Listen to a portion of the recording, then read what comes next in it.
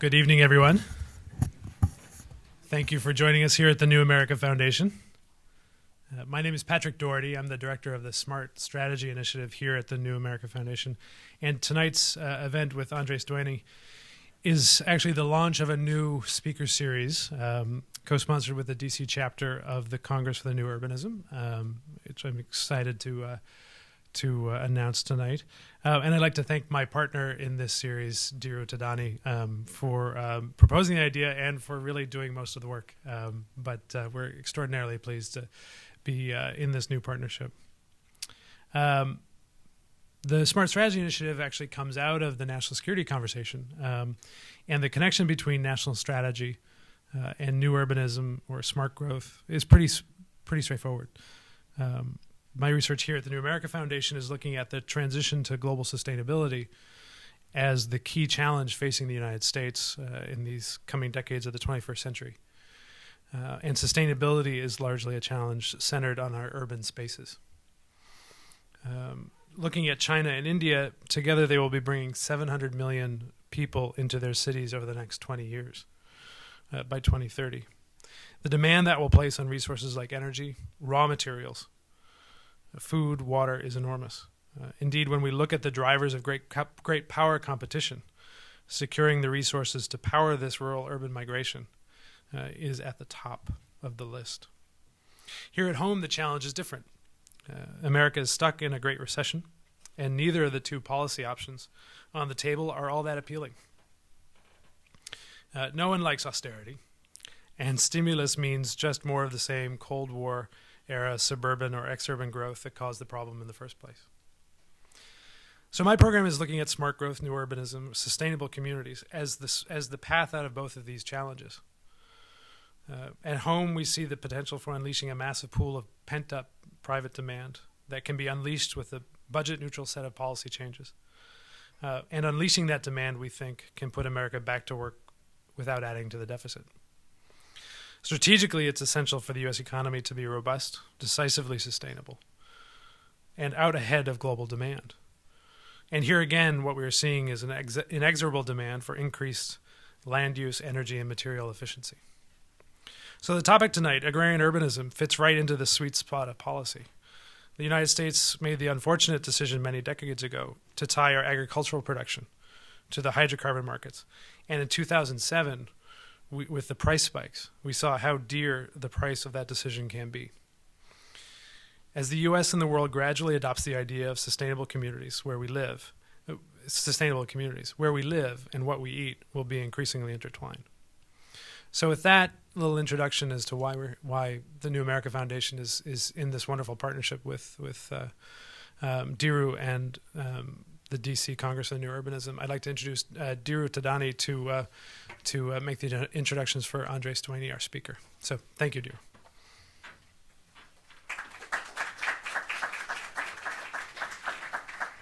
Great. Thanks, Patrick, and thank you all for coming. This is really great that we've had this opportunity to partner with New America Foundation, and hopefully this will be one of many lectures that we'll bring to you over the next year. And we will, post that on the web pages and get in touch with you and Patrick and CNUDC, and hopefully you'll be able to attend more than this one. So I have the position of being a board member of the Congress for New Urbanism, the central organization which is based in Chicago, and also on the board of CNUDC. And I want to just take a minute to introduce Sarah Lewis, who is the president, Marina Curry, who's also a board member, and LJ is somewhere back there, LJ Arbach, and two other board members, Lee Sobel and Stephanie Bothwell. And the six of us are on the board of the CNUDC, which is the local chapter, and working mostly in the DC area, trying to spread the word of new urbanism and town planning. I want to also thank Claudia, who's outside, who's been really great, who's our intern, who helps us plan all these events and really does all the hard lifting, and an amazing job is done with RSVPs and all the sort of back of house things that she takes care of for us. So, in introducing Andrés, I could tell you several things about him. I've known him for about 30 years, and so I could tell you that he went to Princeton and Yale. He's been the recipient of the Thomas Jefferson Medal from UVA. He's the winner of the Seaside Prize, and most recently, the winner of the Dreyhouse. He and his wife, Elizabeth Plater-Zyberk, winner of the Dreyhouse Prize, and they took the money that they won from that and basically donated it to continue publishing books on urbanism, which is an unprecedented thing to do with money that you receive in an award. He was also the founder of Architectonica, which some of you might remember, 1980 firm in Miami that did all these very snooty buildings, which were featured in shows like Miami Vice, buildings with holes in them and things like that. And they sort of kind of discovered a different way of looking at things, and hence founded New Urbanism, went on to work on Seaside in 1981, and along with 6 other founders, formed the organization for the Congress for New Urbanism. What I really want to say about Andrés is that he's probably one of the most generous individuals that I've known in the last 30 years, who's shared an incredible amount of material with all of us, his friends, and just put a lot of information out there for everyone to use, freely use, and so much so that he's also influenced my daughter, who's actually, I got to tell Andrés this because my daughter is actually in India doing exactly this, teaching children in India who live in the slums how to grow their own food. And it was really sort of inspired by a lecture that she heard Andrés give about 2 years ago, and then decided that she had to kind of take all the rooftops in Bombay and convert them into edible gardens, and that's what she's doing. And I have to curse him for that because she's away from home. So anyway, with that, it's a great pleasure to introduce my longtime friend, Andrés Duany.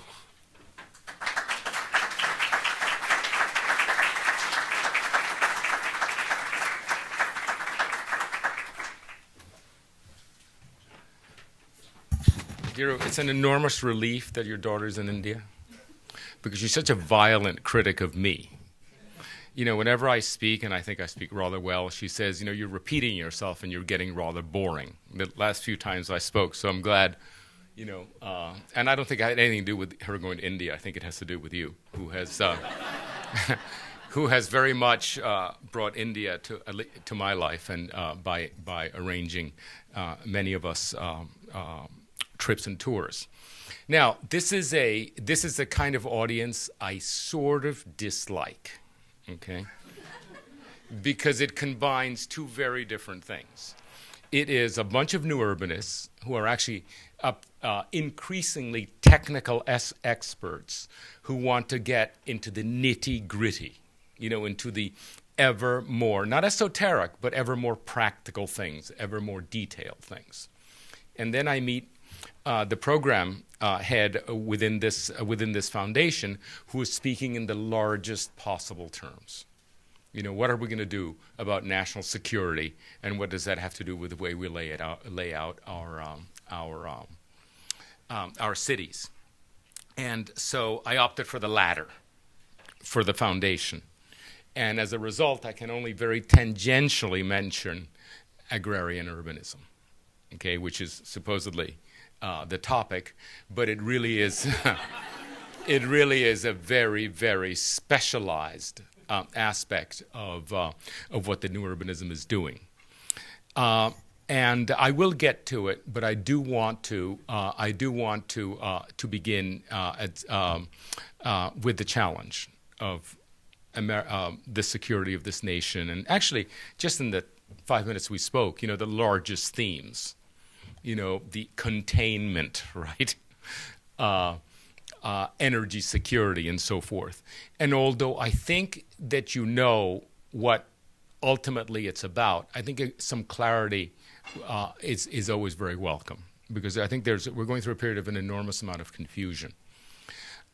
Confusion is a very great problem if everything that you do is long range and you're proven to be wrong after putting out 10, 20, 25 years on the wrong track. It's not something that you can correct quickly, how you lay out, the urbanism of a nation. So you want to sort of get it right. And one of the disciplines of an urbanist, one of the things that makes urbanism really different from architecture is not scale. And by the way, most new urbanists are architects, at least Dero and I are, and Marina and so forth. It's not scale, because some buildings, some architecture can be very, very large, and it's not complexity, because some architecture can be very, very complex indeed. What I've found is that the big difference is the element of time. An architect has to complete, basically design and complete and deliver, usually within 3, 4, 5 years, while an urbanist doesn't have anything going on right, can't verify anything, nothing is working in all cylinders for 25 years. You can put all the ingredients in place, the houses and the shops and the offices and the transit, and it doesn't mean that it's melding together and working unless you apply time. And time is the element that makes urbanism different. It's also what makes urbanism powerful. Because as an architect, I think all of us who've practiced architecture know how incredibly frustrating current circumstances are. But we can't afford that. The market is only for this. While in urbanism, you can look past the present, absolutely past the present. By the way, you don't necessarily disclose to your buddies and clients that you're looking past the present, because everybody's quite present-oriented. But basically what enables you to have a vision is to get into what the future might be, then you work it back. And then you say, wow, people say, how did you come up with that?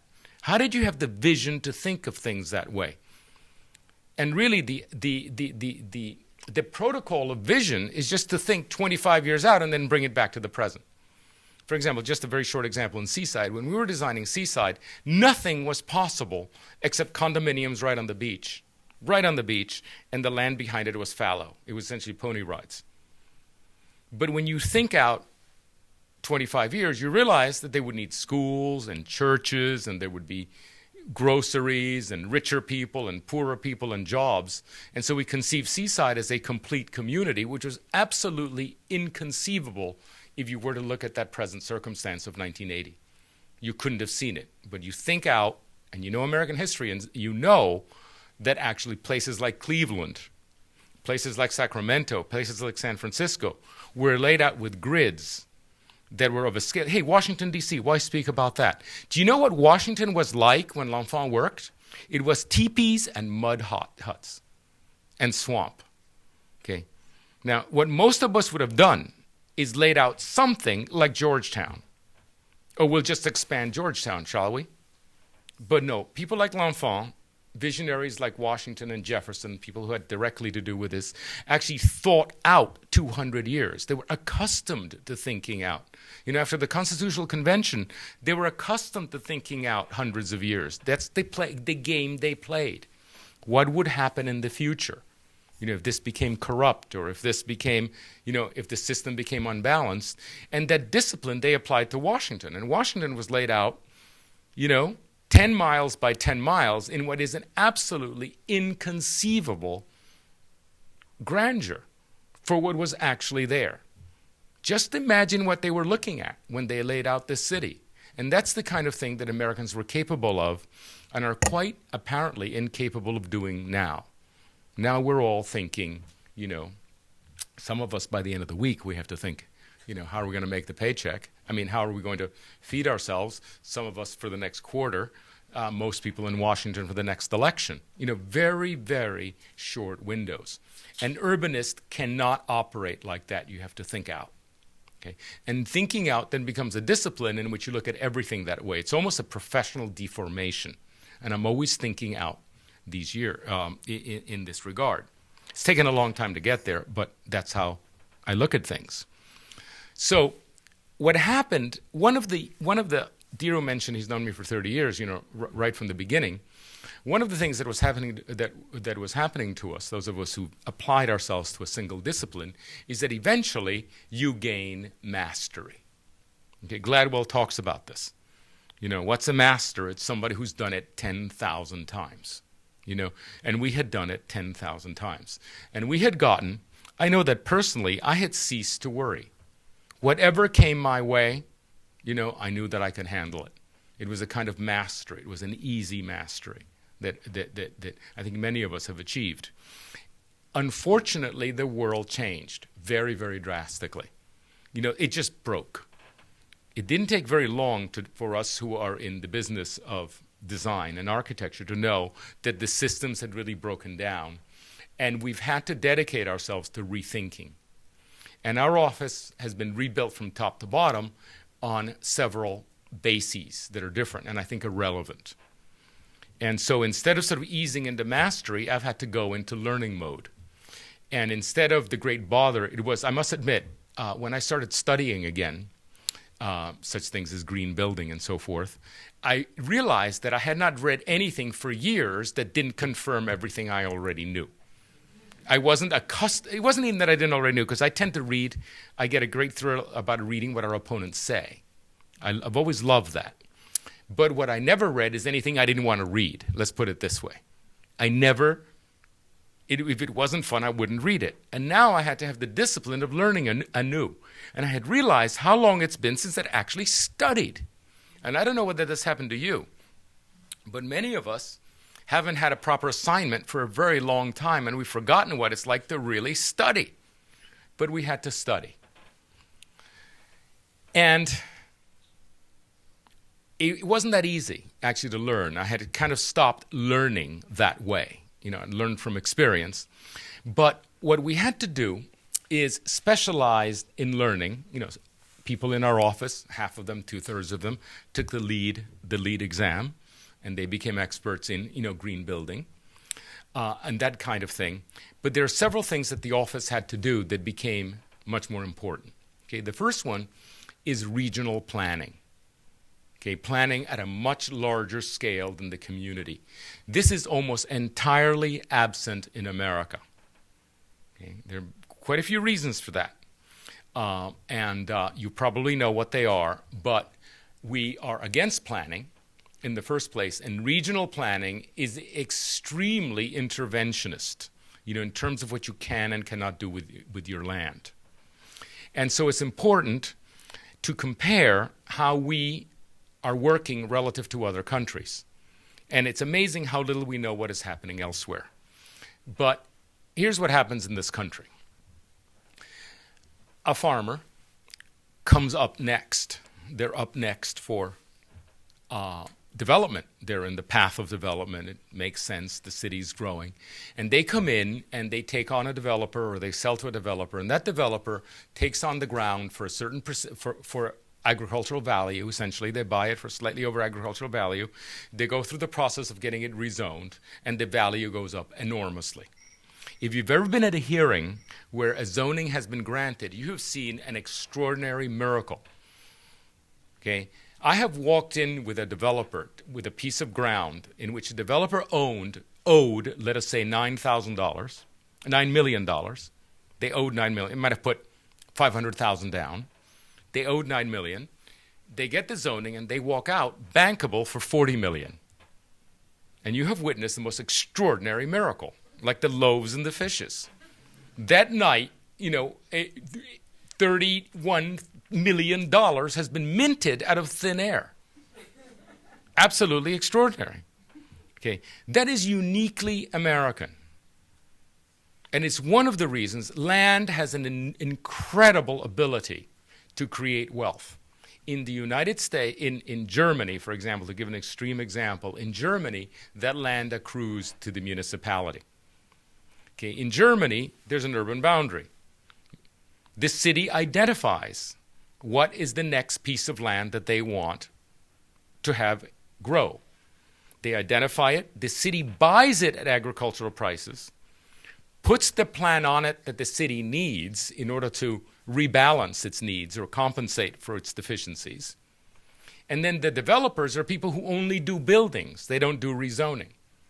And the value added of that rezoning goes in the municipality's coffers.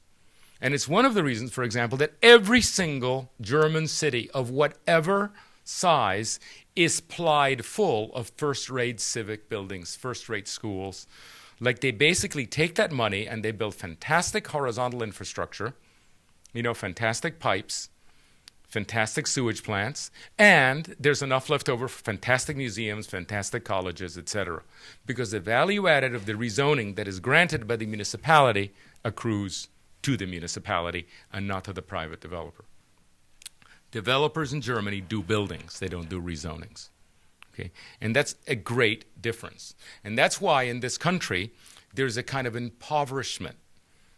Our schools look horrible. Our post offices look horrible. They didn't used to look that way. Do you remember? Do you know how the old post office was made out of stone and the schools had wood paneling? That was because land has the ability to create value, and it used to be plowed back into it. Okay. But there's a secondary aspect, which is generally there was something called public works. And when taxation or wealth came in to the municipality, public works was a unified investment that could be taken by the elected officials, and it involved vertical infrastructure, say schools, hospitals, and horizontal infrastructures, roads. And the municipality, the elected officials were asked to make a decision. They would say, well, this year we have $10 million. Would you rather buy 16 miles of highway or a new high school? And the people would say, a new high school, or 16 miles, depending on the year. Now it is specialized. And the government comes in with Washington funding and says, look, if you build this highway just here, we'll give you half of the $16 million. And they have to make a yes-no decision. They're never told, would you rather do this or would you rather build a school? It's specialized. And when you specialize the way that the money is spent in infrastructure, you make stupid decisions. It's the school, it's the highway, yes or no. It's not the highway or the school. It's the school, yes or no. It's not the highway, it's not the school or the preservation of the forest. Like, the money that comes into the school can't be applied to building a park. Everything is specialized, and we continually make decisions, and one or the other is starved. We've starved the vertical infrastructure in pursuit of the horizontal infrastructure, which is the best in the world, while our schools are the worst looking in the world, at least, and so it goes. Okay, so that's a huge difference that needs to be put together. But the main thing that caused the change was, and why I think that this particular crisis, which, by the way, some people say is not as bad as 1974. Like, wasn't that one worse? Weren't there lines on the at the gas stations and so forth? What's so bad about this one? Why does this one feel worse? And it isn't just amnesia. What happened is that we have here a number of overlaid crises. Okay? And the crises coincide in time, although they need not have coincided in time. We could have been alerted to global warming, right? Climate change 10 years ago or 10 years from now. This is a long-term trend. We could have discovered it 10 years after 1988 when it was first identified. We could have gotten it in 98, or we could have gotten it in 2020. But we got it now. This intractable crisis. Okay? The petroleum problems. Mostly symbolic at this point. It goes up and down. And as Kunstler said, it's mostly supplied by people who don't like us. Chavez yesterday said they were going to cut off our oil. Yesterday. Some jerk. Absolute tin pot revolutionary in Latin America is going to cut off our oil. Excuse me. Why are we going to put up with this? And yet it's kind of scary. It was on the headlines, at least in some of the newspapers I read. Okay, so there's the oil thing, which may run out, and it, I think that the Gulf is absolutely symbolic and hysterical, but it is nevertheless doing its job. Like, we're in trouble. We're depending on oil. So that's the second one. And the third one is the bubble, the real estate bubble. And boy, that could have happened 5 years ago or 5 years from now. It didn't have to happen just at the same time. It really didn't. Totally independent. They're independent. It has to do, of course, with the abstraction of real estate of suburbia. And I want to get a little bit into that because you have to understand what is it about suburbia that permitted that to happen. And it could never happen with a traditional town. But the point is that they all happen together. And so it really weighs heavily on us. We look around and everything is going wrong. It isn't just one thing. It isn't just the oil prices went up. It's the oil price plus global warming plus the bubble. And somebody said it takes 3 huge crises to get Americans to wake up.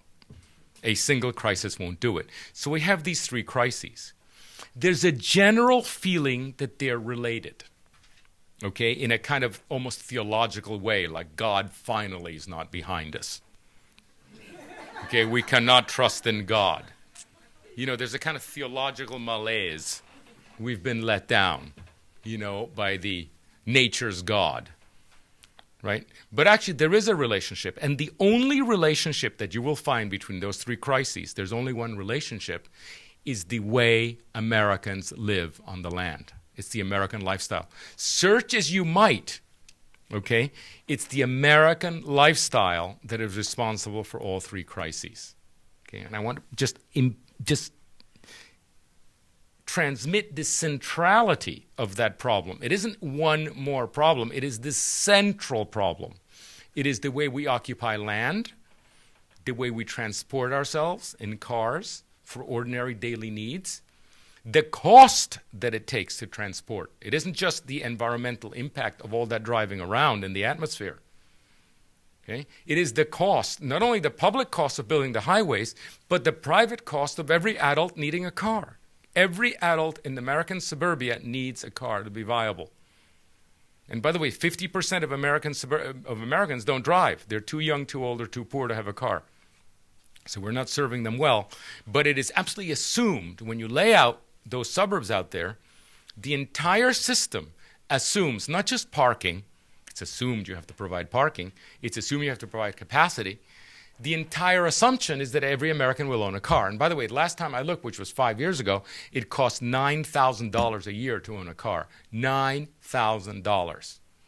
Okay, $9,000 at the mortgage rates we have now will buy $100,000 worth of housing.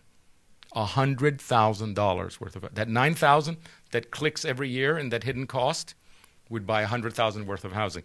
And here we are trying to get houses cheaper and cheaper and cheaper by having hollow core doors and studs 24 inches on center and aluminum wiring and trying everything possible.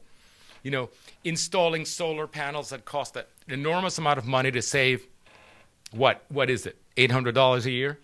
Okay, and at the same time, that necessary automobile 5 years ago cost $9,000 a year. And by the way, this is the number from the AAA, and they're in the car defense business. So it's probably even worse than that. Okay, $9,000. And the multiplier of the mortgage means you can buy a hell of a lot of house. One of the reasons that the old buildings were so well built is that our ancestors didn't have to share the paycheck with the car. And they could buy better quality, even at a much lower rate of income. Because we're really quite wealthy. They weren't as wealthy, but they got better houses. How was that possible? It's the car just sapping it away. Okay? So it even explains the kind of poverty that we have. Because part of the malaise is we're not only poor statistically, right? You know, we read about it in the paper. We feel poor. And we're poor of time. I don't seem to have time to do anything. By the way, there's a book written, I understand, that talks about the 56-hour week. Have you heard of it? I think it's a one-liner, but it's pretty good. It says if you work 8 hours a day and you sleep 8 hours a day, you still have 56 hours a week free, totally free. Focus on that. 56 hours a week free to do what I want. And we still can't find time. Why is that? Because we're driving around for ordinary daily things. It's amazing how much of our free time it consumes, the cars. So all these malaises are actually related to basically suburban sprawl, which is the lifestyle of the American middle class, which then relates to the 3 crises. I think you understand that cars really have to be propelled by petroleum, okay? That in the end, the other stuff, you know, you have to put it in a tank. And by the way, in my office yesterday, I had a guy explaining something to me, and I said, could you please bring the actual object? I don't want to be slides. You wouldn't believe the number of batteries he had to bring. This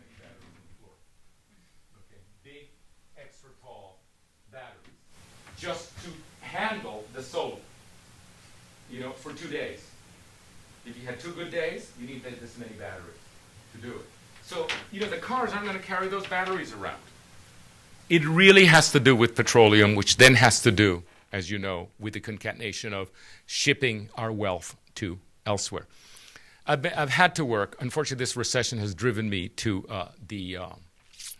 what would I call it? Not the Middle East, but Arabia in general, which I've always wanted to avoid. The people who exploit workers and so forth. The 850,000 Filipinos are not living very well. Let's put it this way, in the Emirates. It's not a good scene. I've never wanted to have anything to do with it, but I've had to go. And what I discover there is the most astonishing infrastructure you've ever seen, the most fantastic highways through the desert, incredibly well detailed, all tree-lined, okay, all with watered, perfectly watered, with water which is extracted from salt water, very expensively. And, by the way, you wouldn't believe the transit systems they're building like that. Fantastic, luxurious transit system. And I look at this stuff and I say, that's all our money. The wealth of America that we've accumulated for 200 years, okay, the accumulated worth of 200 years, we're grabbing and shoving offshore, okay, at the rate I understand of 800 billion a year, between 6 and 800 billion a year, just shoving it overboard so that they can buy this fantastic infrastructure and have enough left over to buy us. And, Obama's battery plant that he showed the other day is owned by Koreans, for example. That little scene he had in Michigan, rather in Illinois. That was a Korean battery plant. So they're buying us out. And it all has to do with the lifestyle of the American middle class. Now, one more thing. Because I've mentioned, of course, the pollution of the cars. By the way, everybody you talk to, whatever the specialization is, whether it's carbon or ships or belching cattle or buildings, all say that they're responsible for 48% of the carbon loading. Okay? So I want to join that group and say that the American middle class is responsible, the driving around is responsible for the 84% of the carbon loading of the atmosphere, okay, along with the cows and everything else. Whatever those numbers are, we know instinctively that the cars are a huge amount. Just a huge, huge, huge amount. Just look at the tailpipe. Look at the number of cars. You just know it. You don't see that many cows belching, okay? You don't see that many buildings leaking the last 2% of its cold air. You don't. You don't say, everyone says the department store really does leak air, but the houses, everything more or less. It's not, it's the cars. It's the cars that are causing it. Okay? It really is the cars. What about those? So let's just lay that aside and say that a lot of global warming has to do with the American middle class and the driving around. But let's talk about an aspect of suburbia which also explains the bubble. Something we ran across very early on when designing Seaside is that we built Livework Units. In 1980, we designed Livework Units where you live above the shop. They always sold really well. There are two American dreams. One is the little house in the cottage, right? The suburban, but there's another one, being your own boss. It's a dream also. And a house can manifest the little house in the woods. It can also manifest being your own boss. And so the Livework Units, wherever we've built them, and there's about 80 of them in Kentlands, have always sold very well, despite the skepticism of developers, because people are living this dream. So we sold 20 of them at Seaside, and we had the buyers, and the banks nevertheless told us that we couldn't qualify. But it says that the buyers have the ability to build, to pay the mortgage. They're well-heeled people. They can pay the mortgage. It says, well, we can't give you the loan. I said, why not? It says, because there are not enough of them that we can bundle and resell to the banks or to Fannie Mae. There are not enough of them. I said, that's weird. Well, anyway, the way we dealt in those days, we just relabeled the shop below family room, sent it back to the bank, and it was fine. And by the way, I recommend that as a general as a general strategy. Just whatever the banker needs in the checklist, tell them that it is. They never check. They never come back and knock on the door and say, "Are you really running this as a family room or as an art, as an art sales?" But be that as it may, it was the first time I ran across that things have to be standardized. Now, if you run across, the Urban Land Institute, the developers think tank nearby, they have specialized books on every single building type in suburbia. For example, there's one called the Neighborhood Shopping Center, and it's identified as between 17 and 25,000 square feet, anchored by 2 national tenants and having 25,000 cars per day in front, right? And the parking is in front. It has a little checklist item. And all the developers have to do exactly that in order to get the mortgage, so that the mortgages can be bundled in groups of 200, right? So that, for example, CalPERS, the California retirement group that actually has to invest $6 billion a year. And I've actually met one of these guys. He says, "I can't go." I said, "Don't you visit the stuff you buy?" He says, I can't even visit. I said, No. I can't even. I've got to buy them in bundles. I've got to buy them in bundles because I have to invest $6 billion a year. And so what happens is there's a kind of backflow in which, regardless of what the world requires in terms of nuance and localized building type, there are 17 products, real estate products, that are recognized by the system that can be bundled so that people like Fannie Mae can buy them. Okay, and REITs, that's why REITs are so inflexible. And so the bankers, in their speed for investing all this stuff, actually flow back, and you can only build that stuff. And all of these are very, very simple types. And the greatest attribute of suburbia is not that it's on greenfield, because after all, everything is on greenfield, including Rome. Okay? Greenfield is not is not the issue. Okay? Another issue is that it's not that it's low density, because you have perfectly viable towns that are 6 units to the acre, fantastic towns that are 6 units to the acre. They can go to 200, they can go to 3, but they're walkable, they're complex, they're mixed use. What happens is the attribute of suburbia is that each type is hyper-simplified, right? You separate everything from everything else, and then you have to connect it by driving. That's the problem. That is the sole definition of suburban sprawl. It's not greenfield. It's not density, because I can counter that perfectly, right? Savannah was greenfield. The density in America of perfectly walkable places goes up and down and up and down. But suburbia is always segregated by use, and the segregation is now institutionalized in the banking system. And what they discovered is that instead of buying whole mortgages, they could actually tranche up those mortgages. They could cut them up into different levels of risk, into complete abstractions. You know how Chinese food sometimes you really can't tell what you're eating? It is so far from that duck that you don't, it's just generic texture and taste, right? That's what the real estate bubble was about. Completely generic fabrications that happened to be enabled by the abstraction, which is suburban sprawl. Okay, and so you can see that it's front and center on the 3 crises. All these things are the 3 crises. Okay, so what I'm trying to say, those of you who have access to the Washington policymakers, this isn't one more thing. It is the thing. It's the thing. Now, there are distractions everywhere. For example, the building. And let me just do a little slight demolition job on LEED. Okay. What I see 25 years out, look, I've been doing this, heat exchange air conditioning since for 25 years. Been doing it for 25 years. We installed 20 of them in Alice Beach. One of our 20, I don't know how many, 20, 26 of them. We had to tear them out. But I'm not even talking about the fact that it's not ready for prime time. Okay, that a lot of this machinery is not ready and that it doesn't last. And by the way, I want to remind you, nothing lasts. The refrigerator doesn't last 5 years anymore. The air conditioning doesn't last. Neither is your solar array going to last. Okay, neither is all your electrical. That electrical thing that I saw working on my, that was on my floor yesterday, why should that last any longer than anything else I buy in the house?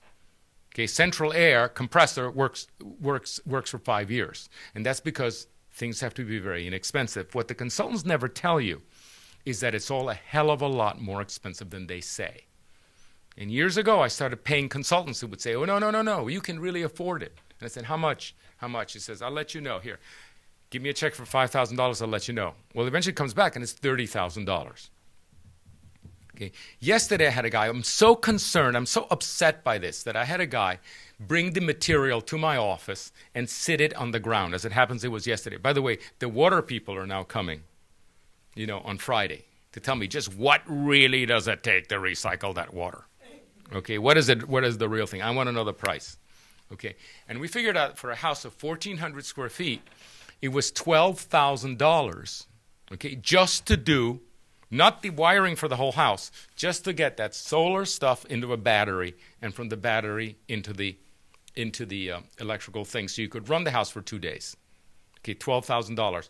Now, just remember, you say $12,000, now that's nothing. I thought it was more. First of all, it's only one part of the system, not the additional insulation, the hermetic windows that are, designed by German submariners, essentially. All those windows, all those clamps, they're German U-boat stuff. Okay, extremely expensive, triple glazing, all that stuff. It just adds and adds and adds. And it adds to $20,000 and $30,000 and $40,000. Let's just remember that Americans are buying all sorts of second-rate equipment for their houses, doorknobs and things, to save $200. The doorknobs that not only turn this way but rattle up and down and around. The toilet paper that's made out of lightweight, almost non-existent plastic. That's to save $3. And we're actually counting on something that is going to cost $30,000 per house. Like, what are we thinking about? In any case, I don't have to worry about it. That's going to crash. It's all too high-tech, and it's going to crash. And 5 years from now, we'll all have seen it's the next ethanol. Okay, these incredibly expensive buildings to build. What is less expensive is the urbanism. The urbanism actually is the one thing that costs less. The roads can be narrower. Things can be smaller. Lots can be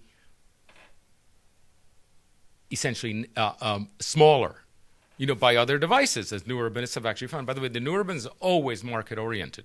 It's one of the things. Difference between smart growth and new urbanism is smart growth was initiated by Glendenning, Governor Glendenning. We both have the same intention, okay? It's the same outcome desired. Smart growth is government-oriented. It's policy-oriented.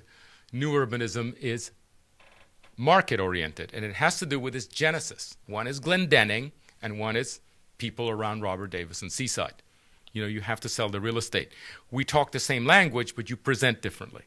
And when you say smart growth, new urbanism, depends who you're talking to.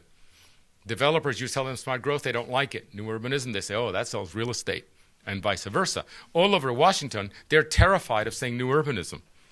They really are. The policy people won't say new urbanism. They're happy with smart growth because new urbanism is out of control. There's something fishy about it. Well, the fishy is that it's market-oriented.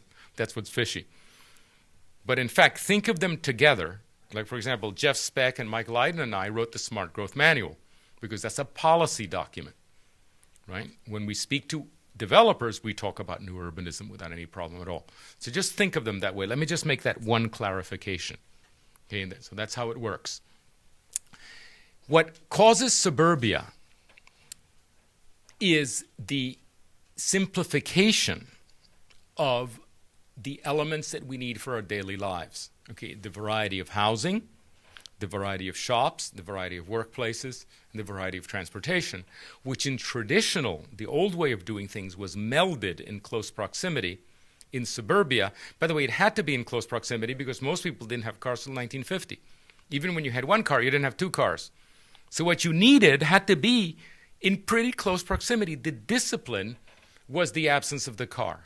So that grocery store that was nearby, you needed. Now, once the car became widespread, then you could bypass the grocery store nearby and drive 20 miles to Costco, right, to save a little and get better food. But you can bypass the local. So the discipline, which was automatic, in which the diversity of housing, the people who cut the lawn, the school teacher, the janitor, the principal, okay, everybody who ran that school, at different incomes had to live in relatively close proximity because they couldn't drive. And they had to at least live in close proximity to the transit stop to get to the school. The car is absolutely fundamental because it destroyed the geographic discipline that has always existed in history. The geographic discipline is gone. You can drive past the one you prefer. Oh, I don't like this movie, I'll go to the next movie. I don't like the price here, I'll go to that one. Or, oh, I love the bathroom in that house. I'll drive an extra 10 miles to buy a house because the bathroom or the double height living room is so cool. It's so cool. So the car liberates me to make the criteria of choosing a house to be the double height living room instead of proximity to the job. Now that's being corrected a little bit by traffic congestion. The torture is such that people are now thinking a lot closer about how you... By the way, as a consequence of this, you should never, ever improve traffic. Never. Whenever you improve traffic, you allow a few more years of people to choose where to live at some distance from their job because other criteria then become more important. In fact, what you should do is remove an extra lane everywhere and put up with it for 10 years, and you will see how quickly people actually readjust. So it's completely counterproductive to ever improve traffic. And that, by the way, that bit of news has not, it is so counterintuitive that people actually think you're slightly crazy. But I've actually seen it. I've seen, for example, there was a bridge in Stuart, Florida that cranked up and basically stopped like this. By the time they fixed it 2.5 years later, no one needed it. Everybody had adjusted their lives. They shop here, that emerged, it was all arranged. So if we were to remove lanes, people would reallocate their lives, and their lives would allocate, and the shops and everything would actually reallocate around people. There would be a great exchange in which proximity, which is the only solution that isn't cosmetic, proximity to your daily needs, including work, is the only thing you can do which is anything remotely permanent. Everything else is cosmetic. The new highway, etc. All that stuff is cosmetic. So just don't ever spend it. Just take that off the top. You can try to maintain what you have, but don't build any more of it. It just incentivizes that kind of stupid behavior. Anyway, all of these crises overlapped, and they caused us to rethink things. And we had to let go of the easy mastery, and we had to learn a few things. Now, the things that we've had to learn are that our office is now doing, and perhaps even becoming experts in, are several. One of them is a whole new family of legislation. Okay, codes that integrate not only the old zoning and planning, but also the traffic engineering and all the green elements. The thing about LEED is that LEED is a test after you have designed the thing, right? Instead of being what it should be, which it should be a prequel. It should be a code that creates the kinds of communities that can then be tested later. And right now, LEED is being misused as a code. People are saying, oh, well, if you do a LEED ND community, you'll find it easier to get a permit. But you're still fighting the existing code. The existing code does not actually lead to does not result in a LEED solution. You still have to get variances. So one of the things we've been doing is doing absolutely comprehensive codes that from the very beginning, from the region to the code to the building, can then actually result in something that is automatically actually tests very highly in the LEED ND criteria. So codes are one thing that we've been doing. And we have a not-for-profit called the Center for Applied Transit Studies, and we now have a V10 coming out in which there's a fundamental code which is like a chassis onto which you can add 30 modules of everything, from solar to composting to growing food, depending on what you want. So instead of having one huge code in which you have to extract things, you say, oh, yes, I can pass this code. Miami 21 just passed the code like this, but I had to take this out, and I had to take that out, and I had to take the third thing out, which makes you feel bad. You basically do a minimal code, and then you add things, which makes you feel good. You know, you can add the solar part, you can add the energy part, you can add the handicap part, you can add the food growing part, and so forth. And so you can assemble a code. And that's coming out probably within a year. It's been a huge endeavor. That's where most of the money went from this grant that we got, this prize. And it is it's a version 10, and it's coming out by next spring. It's called the Smart Code, in reference to smart growth. And by the way, it keys exactly to the Smart Growth Manual, which Jeff Speck, Mike Lydon, and I just wrote. The second thing that we had to learn is that growing food is a very good way, let's put it this way, to sell real estate. Okay, and the reason is that marketing is not homogeneous in this country. You know, we all know that there are different types of communities that appeal to different kinds of people, and the people are actually horrified by each other. You know, there are people who love the kind of gritty, you know, downtown living full of, incredible diversity, who are terrified of these, gated communities. And the gated communities don't understand at all what's going on in the cities, and they find no charm in it. You know how it goes. There are lots of different people. The nice thing about this country is you can immigrate internally. You know, I've since worked in England, for example, and England's England. You know, you put up with it or go to France or Spain. Okay, here, you were born in Mississippi, don't like it? Well, there's Portland. Just go to Oregon. You don't like that? Incredibly sort of, oh my God, the hayseeds over there, go to Manhattan. Okay, too crass, go to Boston. A little more intellectual take on it. And you can immigrate internally. It's a wonderful diversity that this country has. And this diversity needs to be manifested in green marketing. You're not talking to the same people. And we've developed pretty sophisticated stuff that has identified 4 market segments. Okay, one of them we used to call the ethicists. But generally, they're hair shirt types, which say you should do the right thing for the sake of nature, because nature is worthy. And their symbol is the polar bear cub. They show you the polar bear cub, and they say, you must sacrifice for this creature. Right? It's evident that cub has a right to be. Well, guess how many people don't give a shit about that cub? Okay, there's a lot of them. And besides, the presentation is sort of Calvinist. Penance is involved. The food shouldn't taste that good. The building should look somewhat weird. Right? It's the people who don't mind living with a composting toilet with that slight and inevitable smell regardless of what they say. That kind of thing. But the presentation is essentially one of austerity. It's highly ethical, and there's a very small, I believe you said this morning, it's very hard to get people to sacrifice in your introduction in this country. And it's a third rail. You can't even raise the gasoline tax 2 cents. Okay?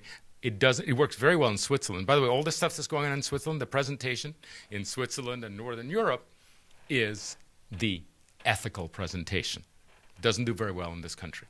There's a second market, which is the cool green. And these are the people, generally very young, who will show you and say, see this? Made out of bamboo. Right? Now, by the way, bamboo is exactly the same, I believe, as rayon. The chemical thing is exactly, and I read this, and I said, these guys are just talking about bamboo. It's fiber plus this other chemical stuff. It just happens to be the fiber of bamboo. And we begin attacking that. Don't attack it, because the cool greens are actually going to cause the tipping point. These are people that so long as it doesn't cost very much more, and it's readily available, and it looks good, they will buy it. Do you remember the success of the Prius? Do you know there was another car? The Honda car was just as good. No one bought it because it looked normal. It didn't look cool. Only the Prius took off. Okay. A lot of dwell and a lot of architecture that is going on now, a lot of the dwell aesthetic, is very cool looking stuff. It's not enough to do just a building that you say is absolutely, and by the way, there's a whole series of architects, many new urbanists, who say the real green buildings are the traditional ones that they do like this is the pitch roof and it goes down. And it's true. It's incredibly easy to get these buildings to actually work environmentally, with the little windows that open and close and so forth. But it doesn't look cool. It doesn't appeal to the cool greens. That's the second market.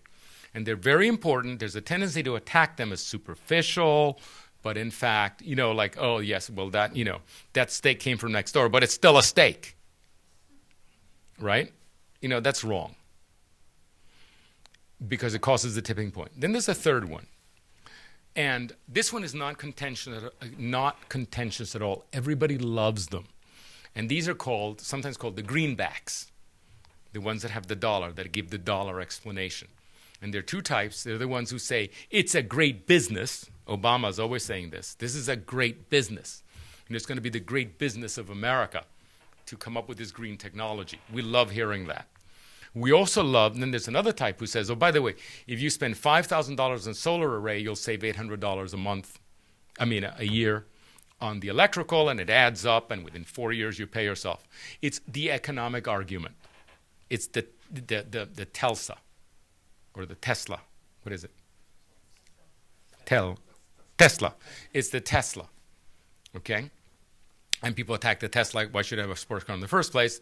Don't, okay? Because we love these guys. They're entrepreneurs. Okay? They're actually non-ambiguous. You can always sell to them. But you can make a mistake. These are the people that you open, and I went to a Steph Polizoides, another new urbanist, designed the Robert Redford Center in California, which was the greenest building in the West. And we were giving it a tour. And the first thing that happened is that we had to go pee in the bathroom because it was so cool. It was waterless, all this.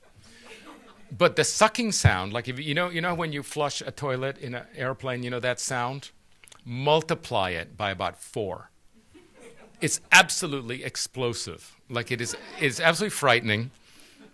It's like you think it just feels dangerous. And then the worst part is that you go to the basement where they open the door and they show you something that looks like the boiler room of a ship where your pee is being processed into something to drink. And you say, I don't want to have anything to do with this. Nothing whatsoever.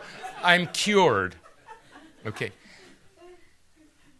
Last weekend, the New York Times had an article on people who now, instead of having a wine room, did you remember this one? Did you catch it? Have a room 10 by 10 feet where they collect all their environmental machinery, and that's what they show. Okay? Those are the greenbacks. Those are the technical people. Doesn't work for everybody. Then there's the fourth. Okay, and the fourth are the survivalists. Okay, now you may have noticed that, these scientists are really politically inept, the people who are warning us of global warming. They're not only politically inept because they're always, as you know, the memos, that disaster.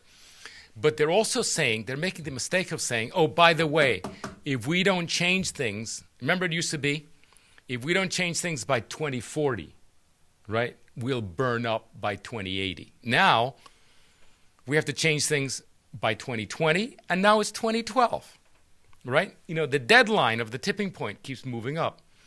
And these really, really, I think, inept scientists are actually thinking that that's going to cause us to work harder at it, when in fact what it's causing everybody to do is to give up. Because we're not going to make it. Because the Chinese are building, the Italians, okay, in 30 years, I don't know in how many years, I forget that, but I know it's 30 power plants, coal. Okay, the Chinese are buying 800,000 cars a year in Beijing province alone.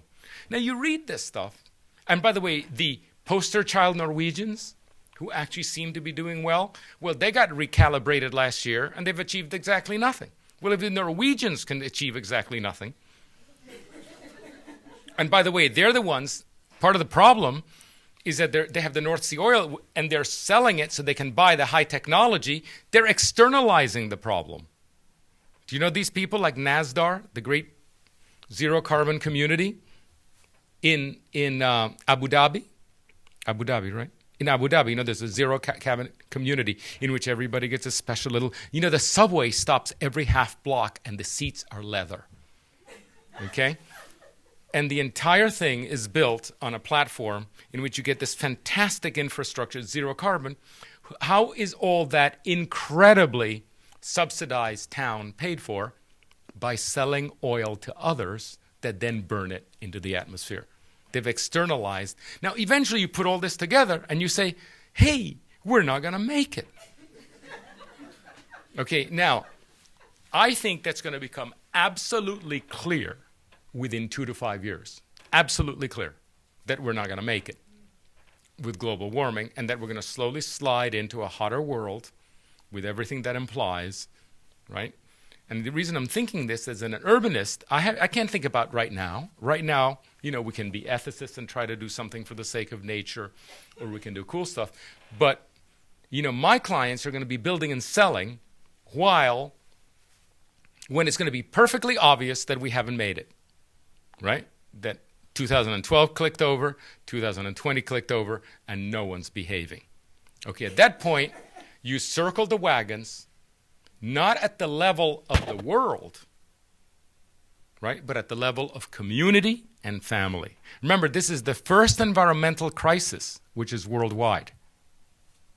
All prior ones were our watershed. It's our Hudson. We'll clean that up. It's our smog in LA, right? It's our wetland nearby. This is totally different. This is zero sum. Okay, I can buy a Prius here, which is neutralized by one more car in Beijing. So I can't do anything about it at the level of the world. Most depressing, but I can get ready for the downtrend at the level of community and family. Okay? And there are papers that you will see emerging, okay? Security papers. I saw one that was withdrawn when I was in London about 3 years ago, a white paper on the coming in security. And it was in the London Times, and I said, Jesus, this is absolutely amazing. And then nobody's heard of it again. Okay? And that's the kind of thing that is going to become front and center in urbanism. So you learn about these 4 markets. Okay? And one of the things you learn is that actually bringing food production nearby is one of the most important things that you can do. By the way, not only in terms of circling the wagons, but in terms of selling real estate. And so one more agenda that we've developed is the agrarian community. Now, I didn't call it agricultural community, I call it agrarian community. The reason agriculture is growing food, agrarian is this society dedicated to growing food. It's a more comprehensive thing. Now, Americans have leisure time. It's one of the reasons that real estate developers are always building amenities. The golf course, the ski run, the pool, or those of you who buy in real estate in cities, the nightlife. For example, we have to accommodate leisure. The new urbanists, like everybody else, saddled purchasing things, buying things, retail, to attract people to the public realm so they could hang around together. From buying really cool, expensive things to really cool, not so expensive things to just a cup of coffee or a meal. We lured everybody into the town square at Seaside, into the main streets that have been built everywhere by buying things. How out of date can you be? I mean, when you think about it, did we really think that? That people would be continually buying things? Is that how we got them together?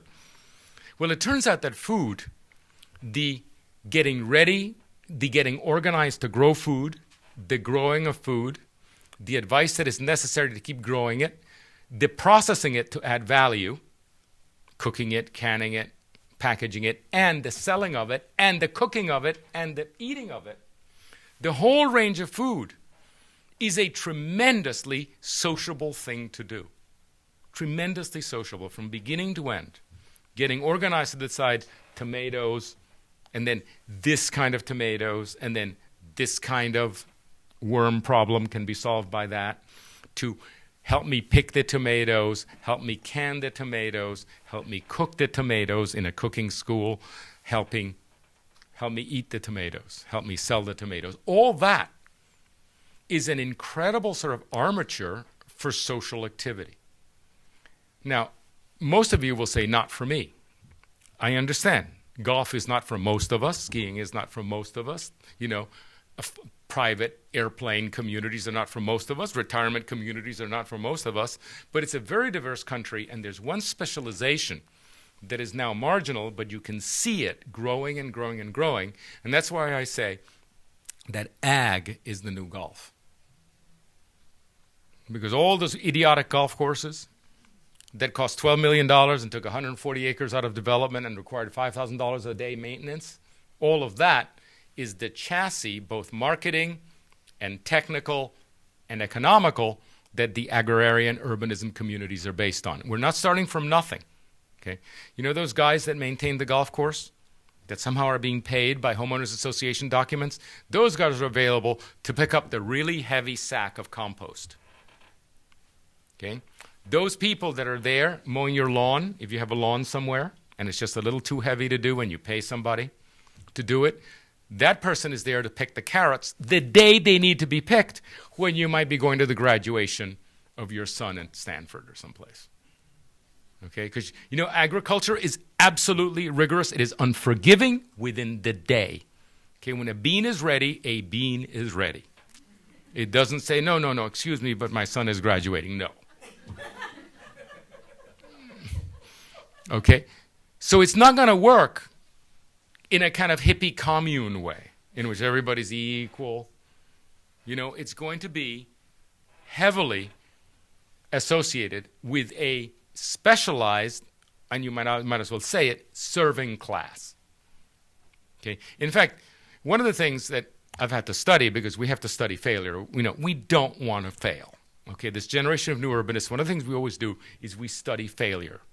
Why did that fail? Why did that fail? Why did that fail? We're not the first people that have criticized suburbia. We're not the smartest people, but we're the first ones that really do not intend to fail, and we do this by studying failure. When something fails, we study it, and one of the things I've had to study with these agrarian communities is, in fact, why did the communes fail in the first place? And this is the story, after reading and talking. The story is that when the last girl stopped doing the dishes, the whole thing fell apart. I quote. Eventually, everybody does the dishes, then one guy and three girls did the dishes, and then three girls did the dishes, and then two girls, and then one girl, and when that girl said, I'm not doing any more dishes, nothing worked. Okay? So I said, well, why didn't you hire somebody to do the dishes? Oh, that would be incorrect. Hire somebody. No. We're talking about real life. We're talking about the chassis of an intentional association communities in which everybody there is, in some measure, grows food. Okay, now, if you live in an apartment, you have a window box. If you have a big apartment, you have a balcony, a garden balcony. If you have a townhouse, you have a roof garden. If you have a little house and the sun can't get to it because the yard is too small, you have an allotment garden. But you can also have a quarter acre. Everybody can live according to their preference. We're not going to be moralistic and say, thou shalt not live in a house. We say, of course you can live in a house. But if you live in a house, you have to grow more food and compost and recycle right there. Okay. Now, if you're going to be a good fellow and live in an apartment at density, you have to do very little. And so there's a kind of compensation, there's a kind of morality there. And by the way, it's an intentional community. You don't have to live here.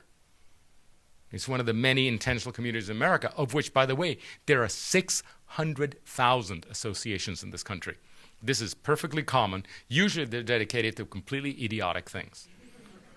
Like, the color of your shutters or the length of your lawn. But that chassis of private government can immediately institutionalize this.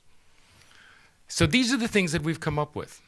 These things to associate. Others have come up with other things. With the new circumstances. But it has been a really great kind of intellectual revival that we've had in our office, and personally I've had, thanks to these three overlaid crises. And I never got to the first slide, but as you know, you screwed it up by having a mixed audience of this kind. Well, I apologize, Andrés. Thank you so much. Why don't we stay up here? We'll take some Q&A. You can just stay at the podium. I'll take this. I want to thank Andres and you again for this great presentation. And I think I'll take the chairman's prerogative here quickly just to ask you to translate this concept of the agrarian community into the transect, and into a metropolitan context as opposed to a more seaside, unique community, standalone. Could you translate into the transect for us into a metropolitan context? Okay. In urbanism, whenever somebody comes up with a single concept, it's ipso facto wrong. Okay, and I think there's a tendency to find that there's a single best thing. I call it specifically agrarian urbanism because it's different from urban agriculture and agricultural urbanism. Okay, urban agriculture, which is going on for a while, and it's what you mostly hear about, is getting the open land, the available open land in urban areas. In Detroit, for example, the empty lots. In New Orleans, the empty lots, but also the conversion of ornamental landscape into allotment gardens. That kind of thing is happening, and that's called urban agriculture. It's highly developed. It's been around. Well, I visited one of those. The original one is called the Schreiber Garden in Germany, and I went to the 100th anniversary of the first one, which was probably 5 years ago. It was in Lund. And we know what they are. By the way, don't invent them. Okay, there are rules. We also went to visit the one in the Fens. Very famous ones. There are rules: who gets it, how big are they, when do you get thrown out, when is it considered an abuse, do you get your own water or do you have to go get it yourself, how do you fence it, all this stuff. It's very important. There are also informal ones, by the way, as well as organized ones, which you can also see in Boston. Then there's urban agriculture. So that's agricultural urbanism. Then there's urban agriculture. I'm sorry. That's urban agriculture. Okay? Then there's agricultural urbanism, which you can see, and there are several projects. There are 5 in existence, and most of the ones you see looked a certain way. It's a nice walkable community with a farm next door, with a specialized farm, and there's a relationship between the two.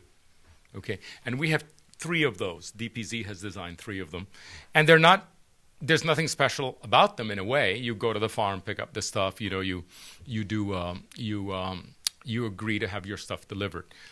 Agrarian urbanism, which is the one of the whole society, is the one that actually relates to. It's the most radical, and it relates to everybody participating, and it being the surrogate for the golf course community, which is the leisure time.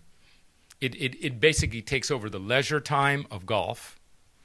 And by the way, it also gives you the long views that some people want over the golf course. But it also gives you the sociability, which is otherwise purchased by purchasing things. And those are the 3 that are there now. So there's a distinction. Great, thank you. Let's open it up to the floor for a few questions. We've got about 15 minutes. So any questions, if you could raise your hand, and then we've got a microphone that's going to come to you. And you better, I can't see anybody. So okay, all the way in the back, it looks like. I see the first one. I also particularly don't know whether you're male or female. If you could just identify yourself. Say, Madam. And then Hi, my name is Lindsay. I'm a planner in Prince George's County, and we have a lot of unbuilt and half-built subdivisions on former tobacco fields. Yes. And I wondered if you could direct me to any case studies of suburbs that you've been thinking of retrofitting with this concept. Well, there is a book that Galina Takieva of our office has written that will come out in this week. Okay. That actually goes. See, the thing about suburbia that's so interesting is that because, as I said, it's normative. There are 17 types. The types also have to do with housing types. Like these, for example, the subdivisions that you're talking about, I assume they're year 2000 subdivisions, which are slightly different than year 1990 subdivisions, slightly different from year 1980 subdivisions. They have different layouts. They have different, for example, lot sizes. They have different homeowners associations. Each of them can be retrofitted, but I can't give you a generalized. Solution, but I can give you a specific solution. So this book, that Galina Takieva wrote, actually goes through the 17 building types of suburbia and explains how to retrofit all of them. By the way, including, I know that in Prince George's County, you also have an enormous number of wasteful schools. and horrible university campuses. Just not to speak of horrible shopping centers. I mean, the whole thing has been a disaster for 50 years. All of them have a future in retrofit. By the way, but there has to be codes and protocols to make it easy. Okay, you can't just have the person think of it and then come and convince you all uphill. Basically there has to be some real planning that allocates mixed use and density and lesser setbacks to each of these, and you pre-permit it. And then you call up the owner and say, oh, by the way, when you thought you had 25 houses there, now you have 50 houses, okay, as of right. You have 15,000 square feet of shops and 25,000 square feet of workplace. And the setbacks have been rescinded, as have the street widths. Go for it. Okay, that will happen. But if you're going to think the old protocol in which the developer has to initiate and then fight every standard and code, it'll never happen. Never happen. Just layer on density, okay, on them. And by the way, one more thing. At some point, we have to talk about the public process. The public participation process, because the public participation process is against density, connectivity, mixed use, and affordable housing. Okay? And it's one of the reasons you can't get anything done and things are terribly expensive. By the way, they're also against power lines, which is what's going to give us, these famous wind generators and so forth. Yeah, we're going to ask everybody between here and Idaho, okay, whether they want the line laid out. I heard of somebody who said, I got a project built in China, 5 times the size of an American project. It took me as long to apply for the American project as it did for me to build it in China. Okay, the public process, the democracy, so-called, at the level of individual say so, which, by the way, is not democracy. That's called a mob, incidentally, is not the proper form of government for the needs of the 21st century. The 21st century and the speed and scale with which you have to live is more akin to a wartime situation, in which we have to trust the Roosevelts, and we have to trust the Lincolns, and we have to trust the Churchills to make decisions quickly. We can still pull them at the next election if we don't like what they do. But if we elect them, we have to let them govern. They can't just be continually called upon. You can't get these elected officials, to bear the brunt of every single bikeway, every single wire that goes up. And by the way, the new urbanists have been making a living off the public process, for 30 years. And I think it's absolutely obsolete. We have to move a lot faster and a lot with more certainty. Yes. Okay, right here. The glasses, yeah. Art Gazzetti, I'm with the American Public Transportation Association. Right. I didn't hear any mention, and perhaps you left it open, as to what you do with the food in the end. Is it a co-op type arrangement for the people within the community, or is this some economic joint venture? Well, I can talk. It's actually, they're great stories and they're great anecdotes. But the short answer to this is food is very disciplined. Okay, you can't just all decide. I think tomatoes are cool this year, and then everybody grows tomatoes, and and then they're not worth anything. You can sign up for a co-op, and the co-op will sell your food, process, and it'll get rid of your food one way or the other. Okay, honorably. Okay, but you have to do what they say. So they say, Diru, 2 rows of tomatoes on Monday. Okay. You, 2 rows of tomato on Tuesday, you 2 rows of Wednesday, you broccoli on Monday, etc. And it cycles through, and then you can distribute it to the hotels and the restaurants in town. And that's the co-op, and you sign up for that. Now, if you don't like that, that's fine. You don't belong to the co-op, but you're on your own. And then the shared profits? There's a shared profit? That's being worked on. It's assuming there's a profit. Okay? It is at least less expensive than having to buy things for your amusement. I think there is a profit. Okay, I think with people who know how they're doing. In fact, our advisor is called Michael Abelman, and I think something like in 20 acres in San Diego, he was grossing $12 million. 28 million. 28 acres, how many million? 12? Yeah, it was a huge number. Yeah, by the way, it's 2.5 times what DPC grosses. You know, it's just amazing. And by the way, then I also went to a very famous place in the Bahamas, and this is what she said. I said, well, what's the deal here? She said, 5 acres, 5 Haitians, $5 million. Well, you know, we do $5 million with 35 people with master's degrees. That was a great business. So, whatever it is, it's a better business than architecture. Might not be the best, but it's better than architecture. You have to wonder what they're growing. But, okay. So, in the back, right there with the hands up there you go. This is baby vegetables. Thank you so much for a really interesting presentation. You spoke a lot about... If you could identify yourself too, sir. My name's Gerard McCarthy. I'm from the US Institute of Peace. You spoke a lot about kind of inter-urban migration and, you know, whether it's moving to slightly different kinds of communities. And you also spoke about working in the Middle East. And I think I was checking out your website earlier, and there was a project in Egypt that you were working on. What do we know about, you know, that first stage of urbanization, of people who are moving from, you know, rural areas into urban areas, and you know, what can you tell us about that process in you know, the developing world? Well, I know a few things because we worked in Jamaica. We've worked in Jamaica, then we worked in Haiti just now. And there's two things. It's actually quite fascinating. You have to focus on one thing. You know how Americans are different? As I mentioned earlier, and even within people that look identical, there's probably market segments.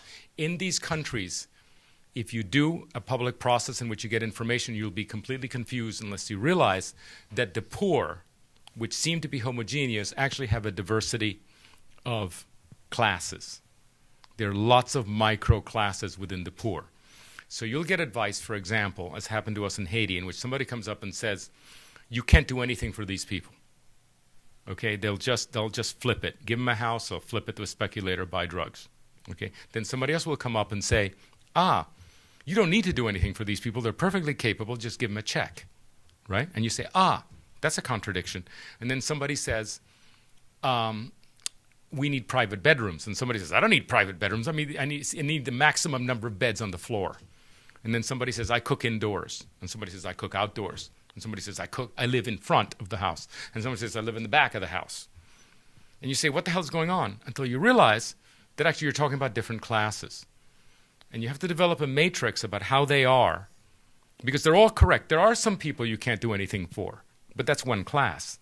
There are people that don't need any help. That's another class. There are people who live this or that way.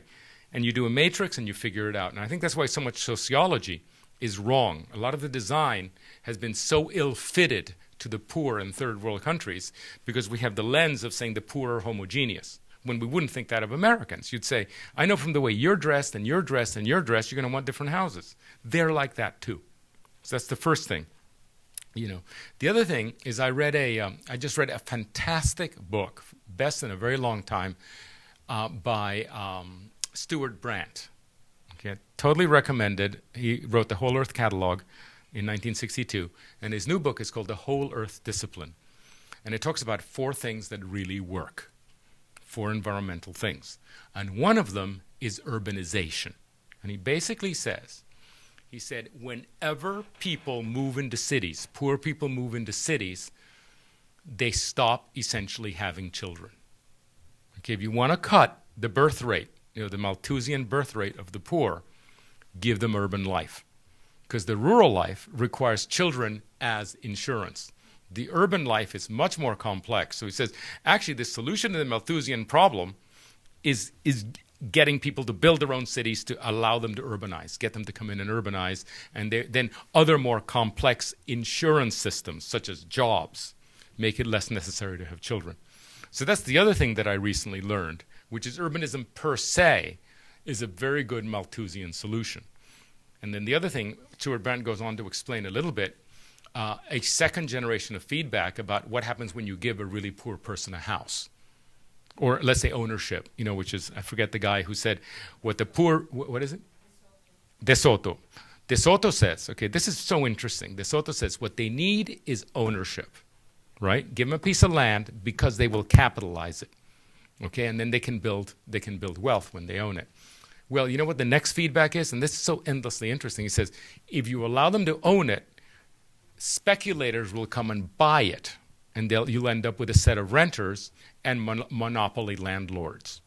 So you can't give them clear title. You have to give them leases. So notice how complex it is. No sooner did we know there was a kind of solution. De Soto's a very famous guy. The feedback comes in, and really bright, open, not ideological people who say, I totally believe that ownership's the right thing, but they actually see the feedback. Like, they've been to these places and they say, excuse me, there's 36 speculators that have bought 80% of the property in this slum. It didn't work. And so he recommends this second thing of basically the ongoing land lease. Interesting. But those are the things that I know. I'm very interested in this stuff in third world, the poor of the third world, and not because it's the right thing to do. They're so much more interesting than the American middle class, actually. And it's also the largest challenge. Hernando de Soto and Madeleine Albright wrote a report for UNDP in 2008 that said 4 billion people on the planet, the bottom 4 billion, are excluded from the formal sector of the global economy because of they don't have proper legal access to that economy. And one of those things is title to property, the ability to have an identity card, access to contracts, and these kinds of things that are fundamental. Cell phone. Yeah. And these are fundamental elements of life in a modern economy and living in an urban environment. Yeah. And I think we all have to know that. Like, every architecture school should, among the things, look, if I were running an architecture school, I think students have to spend 1 year retrofitting Suburbia. Okay, that's what most of them are going to be doing, a lot of their lives. Retrofitting the 17 types, and how do you do it, at every level, politically, economically. Second thing is they have to understand this third world stuff. So if nothing else, they stay out of it. If they're going to do it the way architects usually do it, at least vaccinate them so they don't screw up any more people, or teach them how it's really done. And then a few other things like that. But those two are absolutely necessary, because a huge part of the world is going to be about those two. 2 of the 5 years dedicated to that would make a much better architectural program. Okay, we're going to take one more question here, right here on the front. Yeah. If you could identify yourself. I am Gül Güler-Yüz with Prince George's County Planning. Well represented. I'm just wondering, what do you think about the concept zoning, and how do you relate it to new urbanism, and especially agrarian urbanism? Okay, zoning is complicit, to use that famous word, in you remember when I spoke about this system of the 17 building types that are recognized by the financial institutions? Okay, zoning has progressively evolved in the support of these 17 building types. For example, there is conventional zoning at 4 units to the acre, which leads to a certain kind of recognizable product. There's zoning at 16 units to the acre, which are townhouses. There's zoning at 80 units to the acre, which is the 4-story apartment building, right, which meets the fire code, and so forth. So the whole system is integrated. Okay, there is the banker that recognizes 17. There's the developer that expects to do it, and the zoning actually provides it easily. Okay, so zoning is very important, not least because there are 27,000 planning departments, 27,000, God knows how many people in them, who are administering zoning. Okay, the problem with LEED is that it requires a whole new class of person, a whole new bureaucracy, essentially, to administer it. One of the things that must happen is there need to be codes written that have the effect of LEED, that can be administered by the existing 27,000 planning departments. Because if not, you basically double the bureaucracy. You have the people processing the stuff, okay, to be built in the first place, bureaucracy 1, that then needs an equal bureaucracy, possibly even more expensive, an expert one, to assess whether it works or not. It is absolutely a nightmare, So I think zoning is the tool. You can zone stupid things, or you can zone great things. Zoning is only a chassis, right, on which you can put as many things as you want. So the LEED that needs to replace the existing LEED ND is one that can be administered by zoning departments in the first instance, not as a verification. Great. And I think I just want to thank Andres for this presentation today. I think we started getting at the tip of the iceberg in terms of the challenges that we're facing and the interconnectivity of how we have built our environment and the challenges that we're facing economically in both the domestic context and the global. And we're going to be taking on these challenges here at the New America Foundation. DPZ is going to be doing it in their practice, and CNU is going at it headlong as well. So thank you all for joining us today. We're going to have hopefully another great event in September. Be on the lookout for the announcement for that. And again, a warm round of applause for Is that Andres. Leo Creer? Leo?